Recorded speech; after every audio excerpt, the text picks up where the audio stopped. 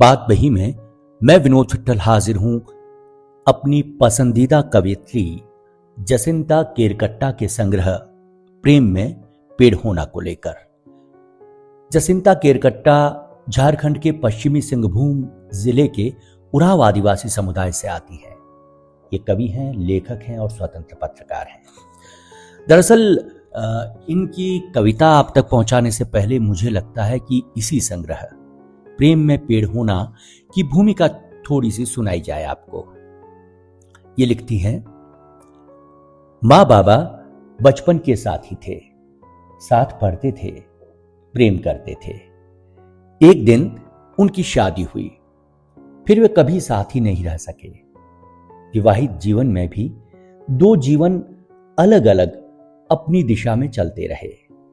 दोनों ने नितांत अकेला जीवन जिया। मां ने बाबा को किसी भी परिस्थिति में छोड़ा नहीं।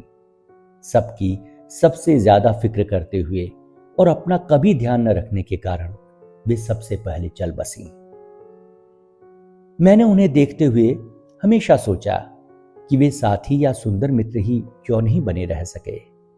दुनिया प्रेम के बारे में सबसे ज्यादा बात करती है, पर वह प्रेम बात के दिनों में इतना जहर कैसे हो जाता है।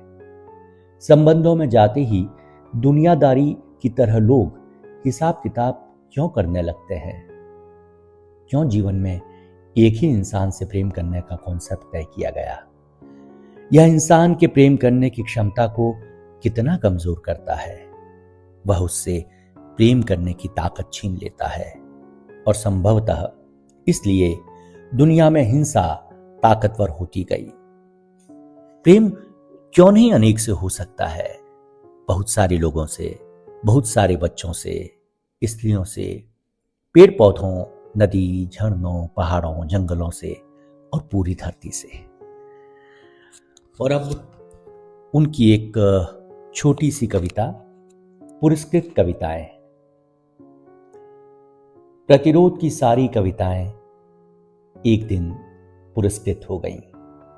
प्रतिरोध की सारी कविताएं एक दिन पुरस्कृत हो गईं और वे बाद में सिर्फ इसलिए याद रखी गईं कि वे पुरस्कृत कविताएं थीं, और बाद में सिर्फ इसलिए याद रखी गईं कि वे पुरस्कृत कविताएं थीं।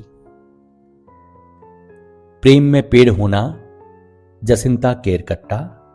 प्रकाशक राजकमल।